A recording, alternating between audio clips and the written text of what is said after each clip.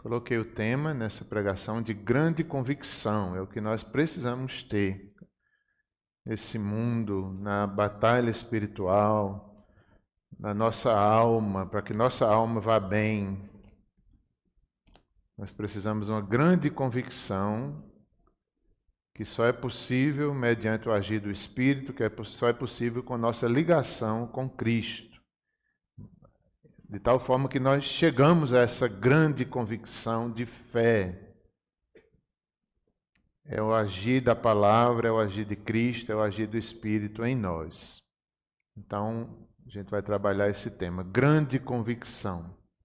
Nós precisamos para que nossa alma vá bem, para que vençamos as lutas, os desafios da fé, os desafios da vida. Eles tinham lá os deles, né? Eles tinham. Paulo escreve essa carta à igreja de Colossos. O evangelho chega até lá, provavelmente na viagem que Paulo fez a Éfeso, e de lá ele alcançou toda a Ásia. Certamente foi Colossos também atingida com o evangelho. Então vamos ler versos 1 a 6. É um texto pequenininho, vamos ler juntos. Gostaria, pois, que soubesseis quão grande luta venho mantendo por vós, pelos laodicenses e por quantos não me viram face a face, para que o coração deles sejam confortado e vinculado juntamente em amor, e eles tenham toda a riqueza da forte convicção do entendimento, para compreenderem plenamente o mistério de Deus, Cristo, em quem todos os tesouros da sabedoria e do conhecimento estão ocultos. Assim digo, para que ninguém vos engane com raciocínios falazes. Pois, embora ausente quanto ao corpo, contudo em espírito estou convosco, alegrando-me e verificando a vossa boa ordem e a firmeza da vossa fé em Cristo. Ora, como recebestes o Senhor, assim andai nele. Até os 6. Senhor, como recebemos a Cristo um dia, nós devemos andar nele até o final da nossa vida, até que Cristo venha. Não podemos olhar para trás. Ajuda-nos, fortalece a nossa alma com tua palavra nessa noite. Nós temos essa forte convicção da divindade de Cristo, que Ele é suficiente. Assim estaremos firmes, nossa fé estará firmes e podemos enfrentar esse mundo e ter paz com Deus, acima de tudo, ter comunhão com Deus. Em nome de Jesus, amém.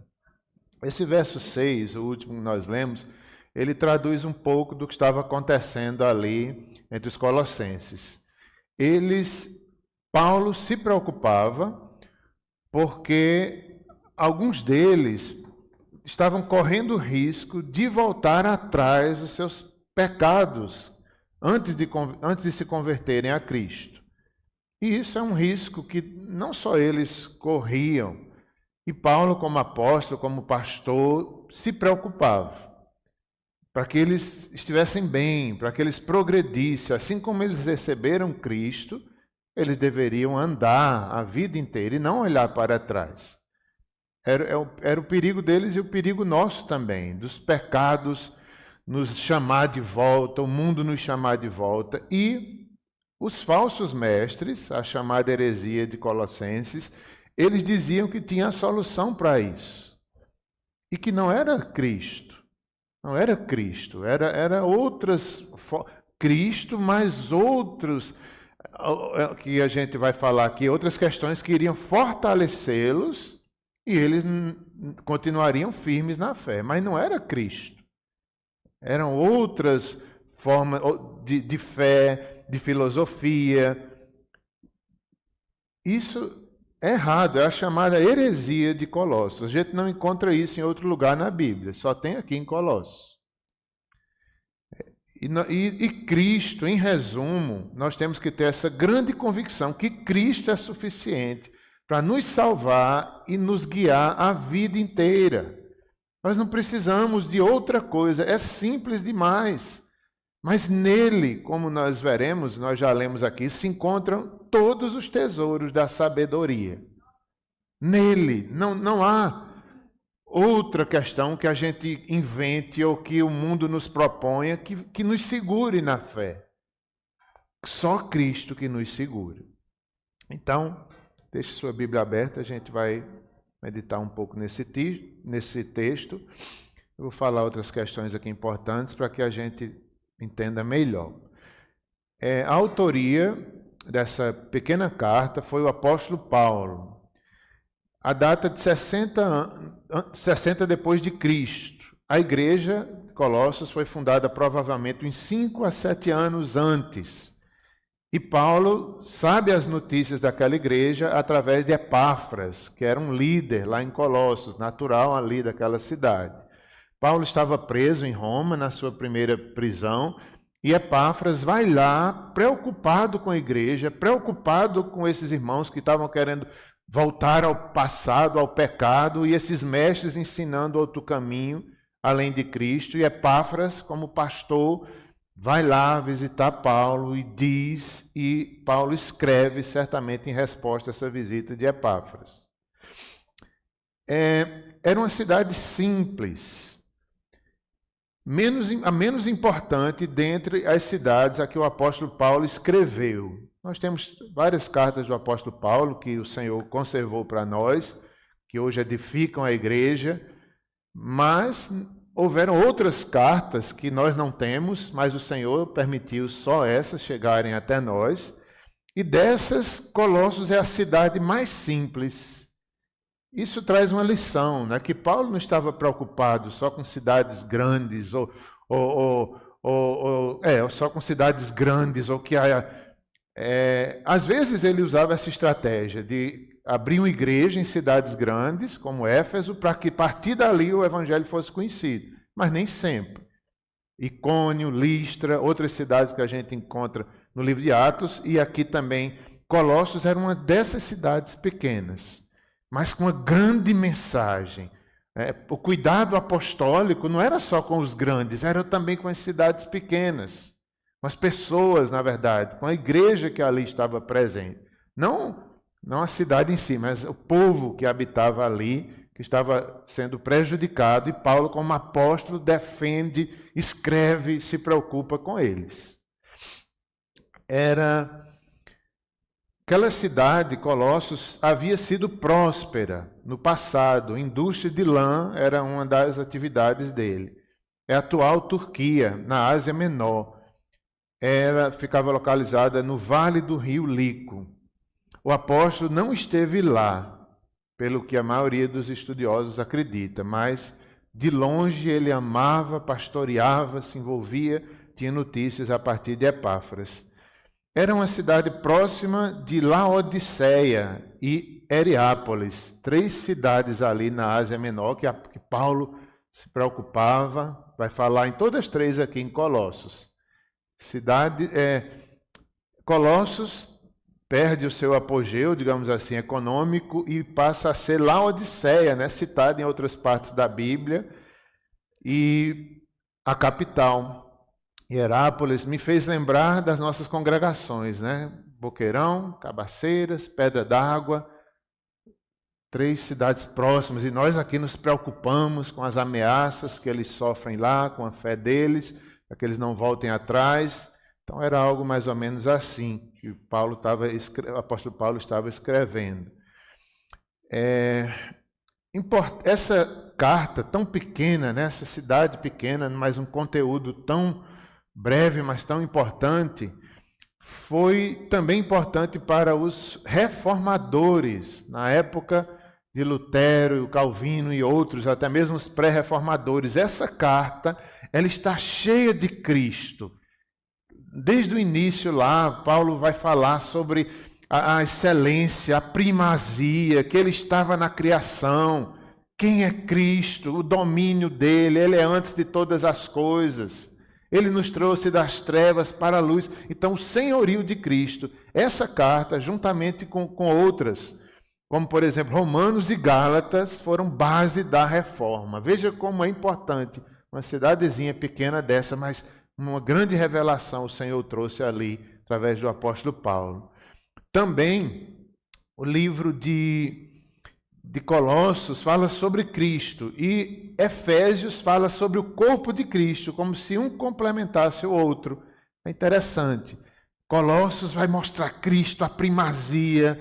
Se a gente for falar nessa questão da primazia, hoje mesmo o pastor Érico deu aula em João, nós estamos estudando o livro de João, quem perdeu na escola dominical, falou-se muito sobre isso, a primazia que João Batista deu a Cristo. Ele de fato tem a primazia, ele é o cabeça da igreja. Já em Efésios, como é que essa igreja funciona?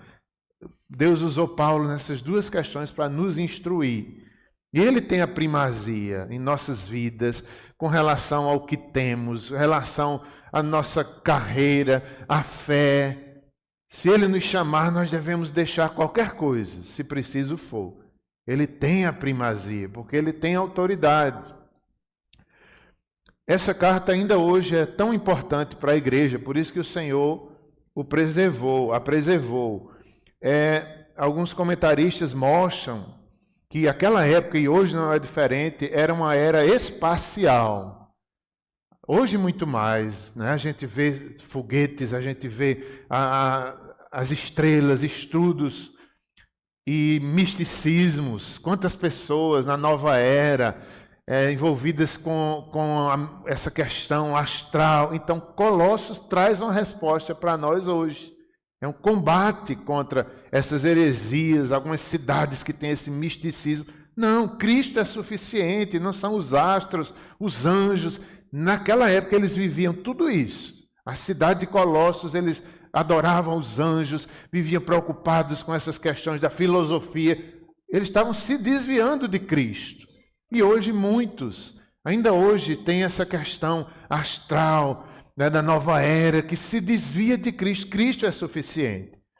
Outra questão também que para eles e para nós ainda é muito importante é a questão do ecumenismo. Nós, na nossa geração, há um espírito, se é que eu posso usar essa palavra, né, uma filosofia, um pensamento, uma cosmovisão, de que o ecumenismo é o melhor.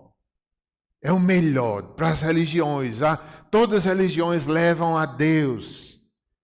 E é um perigo. Muitos se afastam, muitos deixam a simplicidade do Evangelho para ir por esses caminhos do ecumenismo. O que importa é amar a Deus. Não. Há uma palavra. Cristo é suficiente. Como já falei na aula de hoje de manhã e de domingo passado, a gente viu muito sobre isso. João escreveu o Evangelho para mostrar essa divindade de Cristo. Quando haja luz e houve luz, ele já estava lá com o Pai. O poder dele, quem ele era. Então, ele é Deus. Ele é suficiente. João tem sido muito bom. Se você não tem estado nas escolas dominicais, é muito rico. A gente sai transbordante ali da palavra. O verbo se fez carne, o pensamento de Deus, a palavra de Deus falada, e o mundo foi criado. Cristo já estava lá. Nós não precisamos de outros complementos, como eles estavam aqui, tentados, com medo de cair no pecado, de voltar ao passado, eles estavam deslizando nessas questões. E Paulo corrige ali a heresia aos colossenses. Alguns dos propósitos era exortar aos colossenses a não recaírem em seus pecados anteriores, vícios e destruição da alma. Era a alma deles. Quando eles voltassem ao pecado, a alma deles adoeceria, voltava às práticas pecaminosas, o afastamento de Deus, e a alma seria prejudicada. Então era o cuidado de Paulo como apóstolo. E Cristo é capaz de evitar isso na nossa vida. A justificação, a redenção, o perdão, o poder capacitador do Espírito Santo, tudo isso nos livra de voltarmos atrás.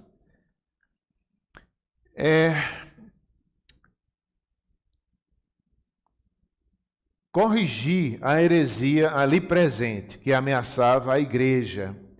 Ainda hoje nós precisamos corrigir as heresias que chegam em nossas igrejas.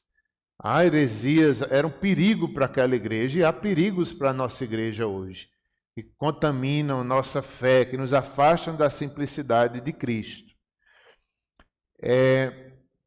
Era algo diferente de encontrado nas suas outras cartas. Era uma mistura da filosofia grega, né? Nada contra a filosofia em si, como estudo racional. Se for dirigida para a glória de Deus, não há muito problema. Agora, a filosofia falsa, a filosofia que afasta de Cristo, essa é perigosa. E era esse um dos perigos. Era uma mistura encontrada ali em Colossos. A falsa filosofia grega, ou melhor, uma mistura de uma filosofia grega falsa. O proto-gnosticismo não era o gnosticismo, mas já era ali o iniciozinho de alguma ideia misturada do início do gnosticismo, onde mostrava que havia um conhecimento especial, maior do que Cristo. Eles tinham tido algumas visões, eles falavam muito em anjos, nessa questão do governo entre céu e terra, esse mundo. Era como se as divindades ali existentes entre céu e terra, eles tivessem que apaziguar para poder entrar em contato com Deus. Não, Cristo é o caminho. Ele é maior do que os anjos, ele é maior do que as potestades, os demônios. Aí eles ficavam com esse medo e os falsos mestres diziam isso a ele: vocês estão correndo perigo e vocês têm que ter outra coisa, um conhecimento especial para vocês serem livres desse medo que vocês têm e para vocês não caírem nos seus pecados de outrora. Aí Paulo diz: não, Cristo é maior do que potestades, principados, ele é o caminho, não tenham medo. Não tenham medo, vocês já estão seguros com Cristo.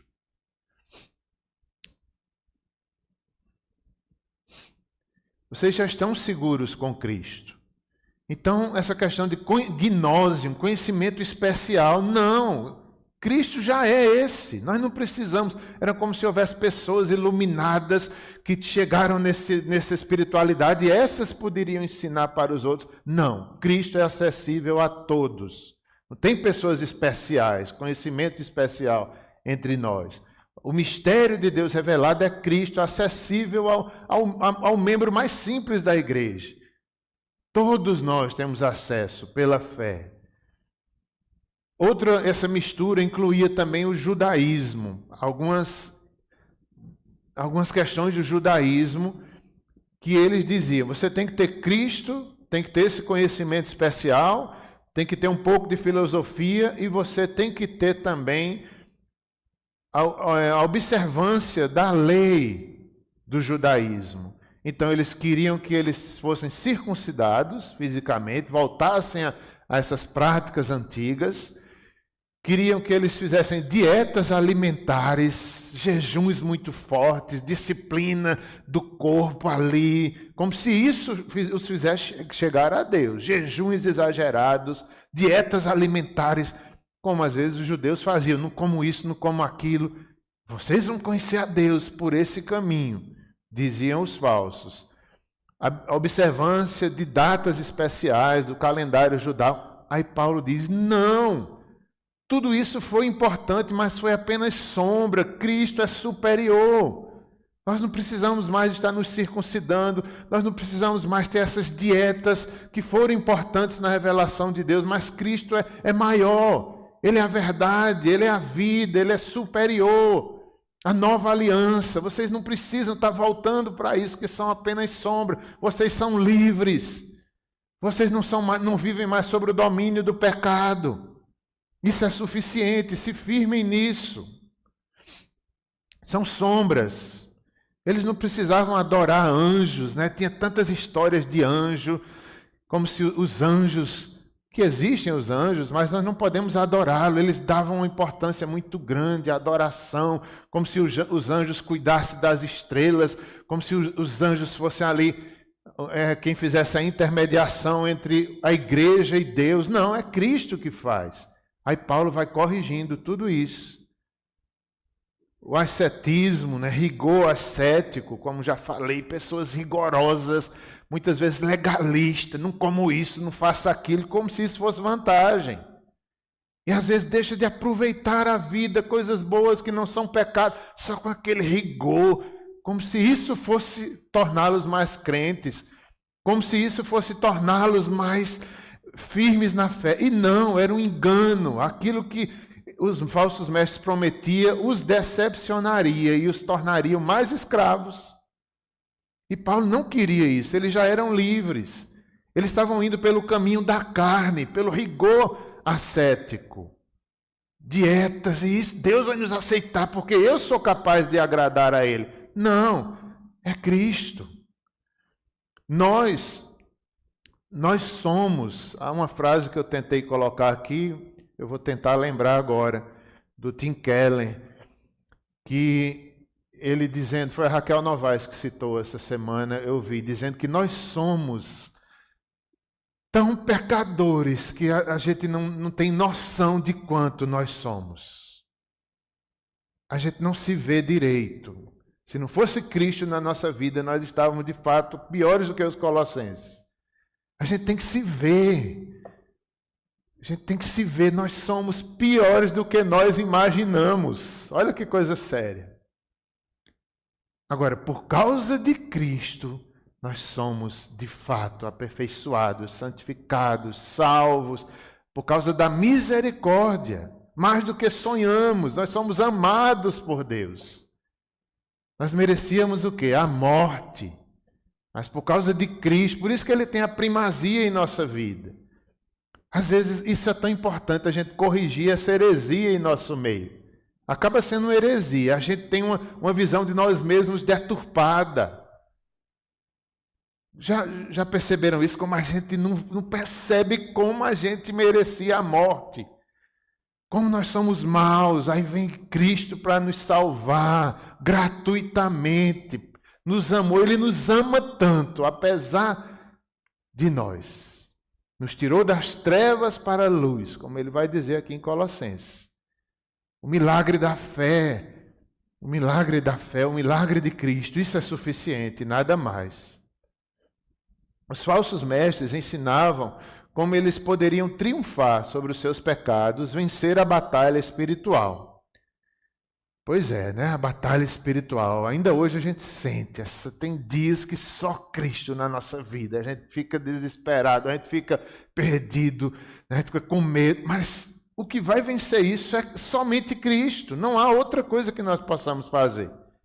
Pela fé, como Paulo fala aos Efésios, a fé, a espada do Espírito, o capacete da salvação, a justiça de Cristo, a verdade. Não há outra forma de vencermos a batalha espiritual que essa batalha contra o mundo, essa batalha cósmica, como é que foi vencida por Cristo. Às vezes nosso coração está assim, né? Está aperreado, como a gente diz, mas é o senhorio de Cristo que vai nos colocar no lugar ali de adoração e nessa forte convicção. Nós precisamos ter essa forte convicção. Nos dias maus, nos dias de batalha, nos dias difíceis, é o que nos segura. Não há outra questão que nos vá segurar além da suficiência de Cristo. Pois é, a batalha espiritual. A fé em Cristo, diziam, olha só, é uma frase, a fé em Cristo é boa até certo ponto. Não é suficiente, pois Cristo não é um Salvador completo. Era o pensamento dos falsos mestres, né? E o William Hendricks mostra isso. Cristo não lhes dá plenitude de conhecimento, santidade, poder e alegria. Os falsos eram muito ousados. Por isso que nesse texto que a gente leu, a gente vai finalizar, Paulo dizendo, não dê ouvidos a essas falácias. Porque os falsos falam com uma ousadia tão grande que parece que é verdade, mas não é. Olha o que eles diziam, vocês não conseguirão chegar à plenitude do conhecimento, nem uma vida de santidade, nem poder, nem alegria, somente com Cristo. Então, quantas vozes, quantos falsos, quantas heresias ainda hoje tentam nos falar coisas semelhantes. eles diziam, além de Cristo, vocês têm que seguir normas e regulamentos da antiga aliança. Claro que temos normas, claro que temos lei, claro que temos um padrão moral tirado da própria lei de Deus, mas entendendo que a lei de Cristo é superior. Em Cristo nós temos tudo isso. Em Cristo nós temos obediência, em Cristo nós temos um padrão de santidade, mas não normas, regulamentos apenas humanos. Havia, dentro de tudo isso que nós estamos falando, ali no capítulo 2, verso 8, ainda falando da falsa filosofia, afirmavam ter descoberto segredos e ter tido visões, no capítulo 2, verso 18. Negavam a preexistência e suficiência total de Cristo. Vejam como eram ousados. Eles afirmavam que descobriram segredos. Isso é tão perigoso quando uma religião fala de segredos especiais. Não, Cristo é acessível. Segredos especiais para pessoas especiais. Visões, né, perigosas. Quantas heresias nasceram de visões, de anjos que apareceram? Devemos ter cuidado. Cristo é seguro. Cristo é seguro. Eles não acreditavam que Cristo já existia antes da criação. Ele estava com o Pai criando todas as coisas. Eles não acreditavam nisso. Que Cristo, a preexistência dele, antes do mundo existir, Cristo já estava lá, haja luz, houve luz. Nem eles acreditavam na suficiência total de Cristo. Grande perigo. Não demos crédito a essa doutrina. Vamos tirar ainda algumas lições dos versículos que foram lidos. Agora o verso 1. Vamos voltar um pouco para Colossenses 2, verso 1, quando Paulo disse assim: gostaria que soubesses quão grande luta venho mantendo por vós, pelos laodicenses e por quantos não me viram face a face. Olha só, o coração do pastor Paulo, o coração do apóstolo Paulo, ele disse que era uma grande luta pastoral. Uma luta para um pastor.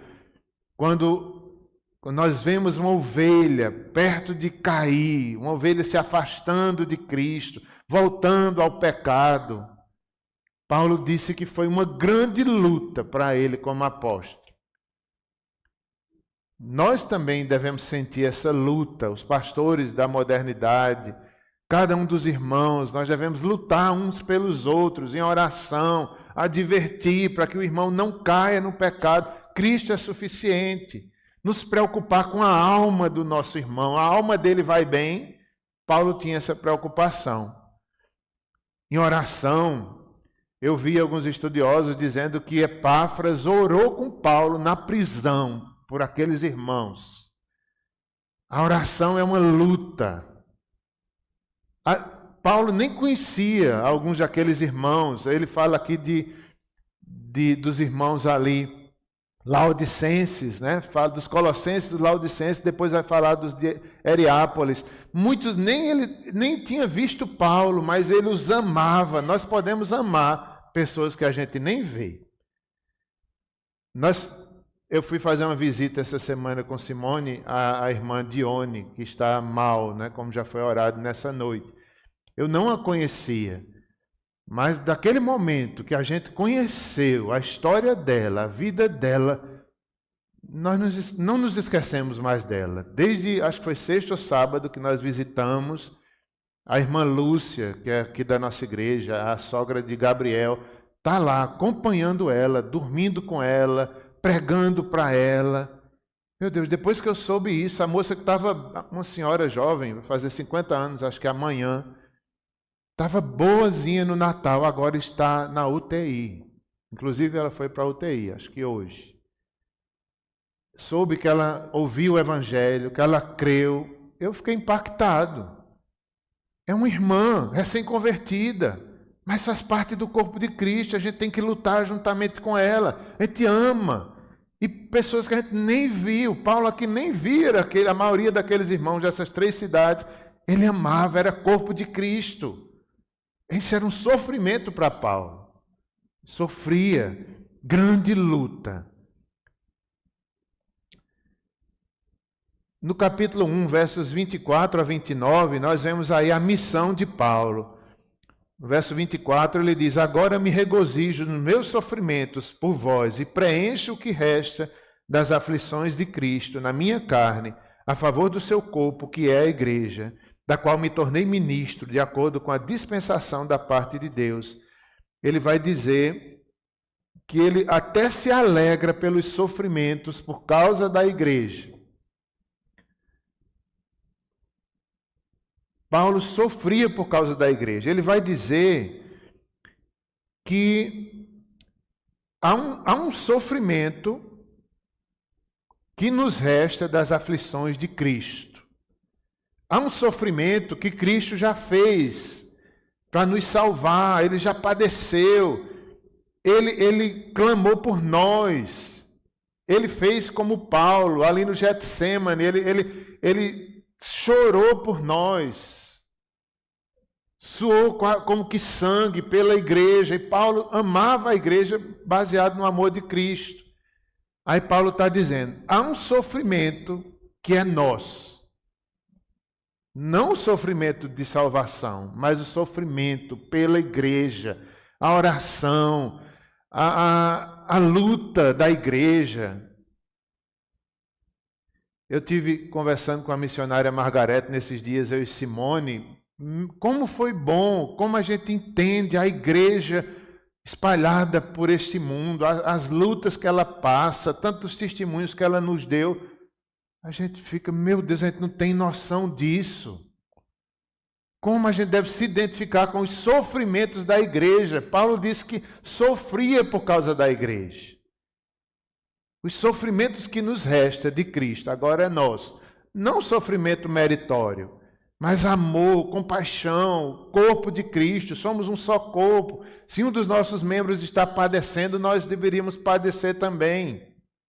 E Paulo disse, eu me regozijo nos meus sofrimentos por vós, preencho o que resta das aflições de Cristo. Ele tinha preocupação como apóstolo, com a igreja, como Cristo tinha. Cristo agonizou por nós. Era tão grande o cuidado com eles que era um combate. Segundo Mateus Henry, uma certa agonia e constante temor pelo que poderia acontecer com eles. É como se o coração do apóstolo Paulo tivesse essa constante preocupação pelas igrejas. Era um combate que pode acontecer com aquela igreja, com aquela heresia. E ele ali estava sofrendo por aquela igreja. Podemos ter comunhão pela fé, esperança e amor santo com cristãos que não conhecemos pessoalmente. Podemos esperar encontrar no céu essas pessoas. Isso é o corpo de Cristo. Isso me fez lembrar alguma experiência vivida no encontro da MPC, que nós fomos quando éramos jovens, e foi tão bom aquele encontro. Pessoas do Brasil inteiro ali estudando sobre liderança, sobre o trabalho da juventude. No final daqueles dias, nós estávamos tão unidos, pessoas de diferentes partes do Brasil, e Cristo nos uniu ali num propósito de estudarmos pela juventude brasileira, de orarmos.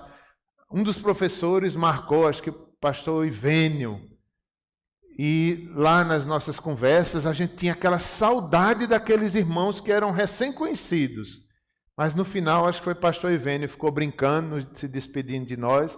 E ele dizia na brincadeira, dizia, olha, acho que é assim, no dia do arrebatamento a gente se encontra, na segunda nuvem à direita. A gente se encontra, está marcado o encontro. Isso foi uma brincadeira, não é? Mas que mostrava que nós temos essa expectativa. Um dia nós vamos estar todos juntos. Um dia, o corpo de Cristo. Nós amamos irmãos que nem conhecemos. Nunca mais eu vi pastor Ivênio, mas não saiu, né? Aquele amor. Aqueles irmãos, nós somos um, nós devemos amar nossos irmãos. E Paulo amava essa igreja que ele nem conhecia, mas ele se preocupava com ela. Versos 2 e 3. Paulo ora por eles. Olha os motivos do apóstolo Paulo, como às vezes são diferentes dos nossos, né? Então diz assim os versos 2 e 3, o motivo da oração de Paulo nesses versos. Para que, o coração deles seja confortado e vinculado juntamente com amor, e eles tenham toda a riqueza da forte convicção do entendimento, para compreenderem plenamente o mistério de Deus, Cristo, em quem todos os tesouros da sabedoria e do conhecimento estão ocultos. Então aqui era a oração de Paulo por aquele povo que estava sofrendo tudo isso que eu falei desde o início. Então Paulo estava orando, e Paulo ora para que o coração deles fosse confortado e vinculado em amor. Isso é tão importante, que o nosso coração seja confortado com Cristo, confortado com o Evangelho, com seu amor, o amor dele por nós. Somos tão amados, mais do que sonhamos, apesar de sermos pecadores quando nem imaginamos. Então, isso é o que Paulo está orando, para que eles tivessem esse entendimento, que eles eram amados, e eles deveriam se amar também uns aos outros. Paulo estava preocupado com a batalha espiritual deles. Ele não ora pedindo, isso aqui é um comentário do Matheus Henry, né, que observa. Paulo não ora para que eles sejam saudáveis fisicamente, felizes, ricos, famosos, prósperos, mas que seus corações fossem consolados. A prosperidade da alma é a melhor. Quando o nosso conhecimento crescente em relação ao mistério de Deus, do Pai, de Cristo, quando chegamos a ter um conhecimento mais claro, distinto e metódico da verdade de Jesus, então nossa alma prospera. Comentário de Matheus Henry.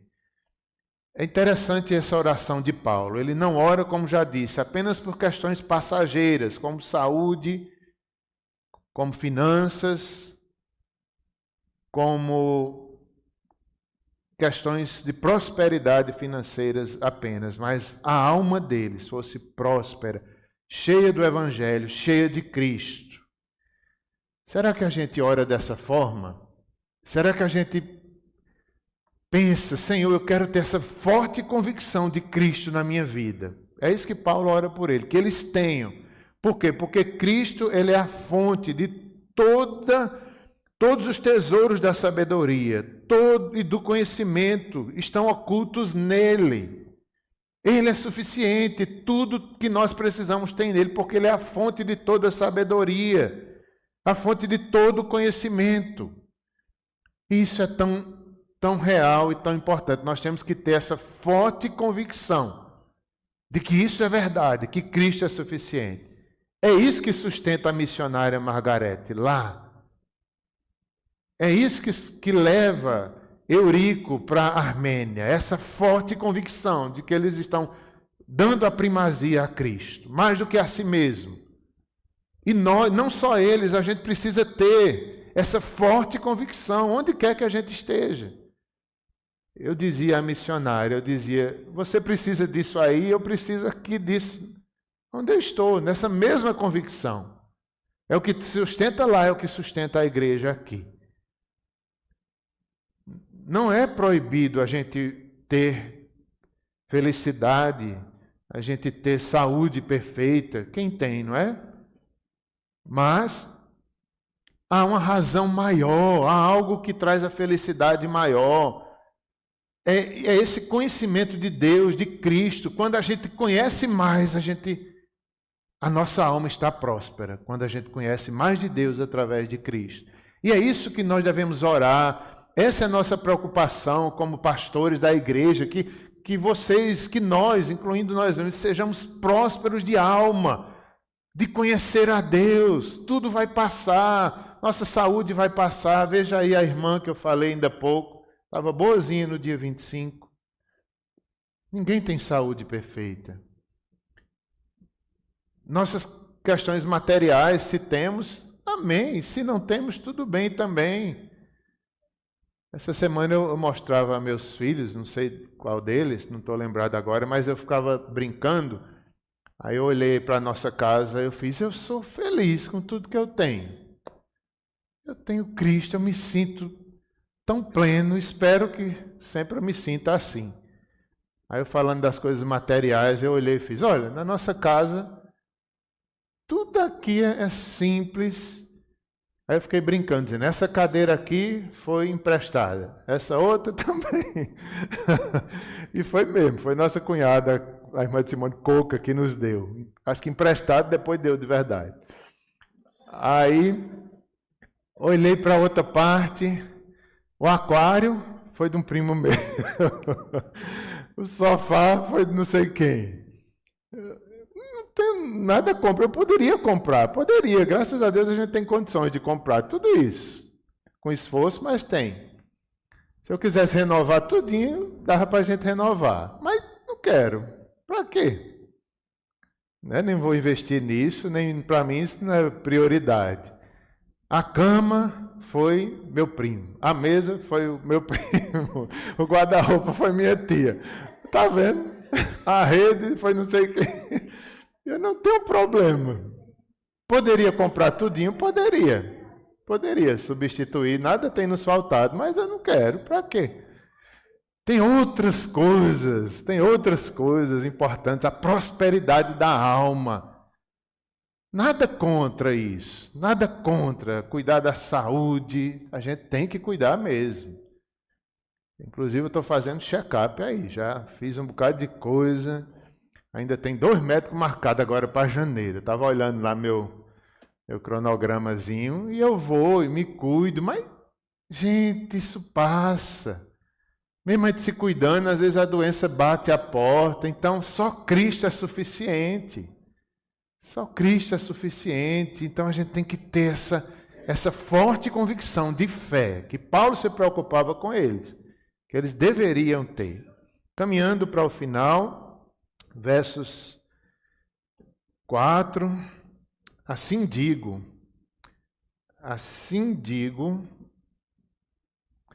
para que ninguém vos engane com raciocínios falazes. Então, é o cuidado de Paulo para eles e para nós. Não se engane com essas questões todas e outras que nos tentam em nossa geração diferente da deles. Não se engane com raciocínios falazes, com falsos mestres. São falazes, porque parece a solução para tudo, mas é falácia. Não se engane, não se aparte de Cristo. E em último lugar, nos versos 5 e 6, é a firmeza da fé. Nos versos 5 e 6, Paulo vai dizer que se eles se apegarem a Cristo, eles vão ter uma fé firme e não vão voltar aos seus pecados de outrora. Pois, embora ausente quanto ao corpo, contudo em espírito estou convosco, alegrando-me e verificando a vossa boa ordem e a firmeza da vossa fé em Cristo. Ora, como recebestes Cristo Jesus, o Senhor, assim andai nele. Pois é, como foi que nós recebemos a Cristo? Pela fé. Como foi que recebemos o Espírito Santo? Pela fé. Então andemos nessa firmeza, na boa ordem, na firmeza da vossa fé em Cristo Jesus. Quando estamos ligados nele, ele é a vida. Por isso que nós temos que estar com ele, não há outra. Ele é a vida, ele é a sabedoria, ele é a luz. Por isso que temos que orar, por isso que temos que tomar a Santa Ceia, né, para mostrar, é um símbolo da nossa comunhão com ele. Ele está em nós, ele habita em nós, nós fazemos parte do seu corpo. E por estar em Cristo, nós somos supridos com todas as necessidades. Tudo que nossa alma precisa, tudo que o ser humano precisa, está nele. Vamos fazer uma oração? Senhor Deus, tem misericórdia de nós, porque às vezes, como os colossenses, também nós somos tentados com vãs filosofias, com tantas lutas espirituais, a batalha espiritual, o ecumenismo, Senhor, a nova era, tantas coisas que nos fazem duvidar de Cristo, duvidar da simplicidade do Evangelho. Senhor, não nos deixa nos enganar. Mas Cristo é suficiente, Ele tem tudo o que nós precisamos. Todos os tesouros da sabedoria estão nele. Todos os tesouros do entendimento. Ele é o Criador, Ele tem a primazia por isso. Deus Pai, Deus Filho, Deus Espírito Santo, nos dá entendimento, nos dá fé. Assim como recebemos a Cristo, queremos andar a vida inteira. Muito obrigado, Pai. Aplica a Tua palavra em nossos corações, perdoa nossos pecados. Nós não queremos voltar para os pecados que antes cometemos, Senhor. Não nos deixa cair em tentação, não vale a pena, são passageiros, geram mortes, mata nossa alma. Nós queremos que nossa alma esteja bem, alimentada em Cristo. Muito obrigado, Pai. Em nome de Jesus, amém.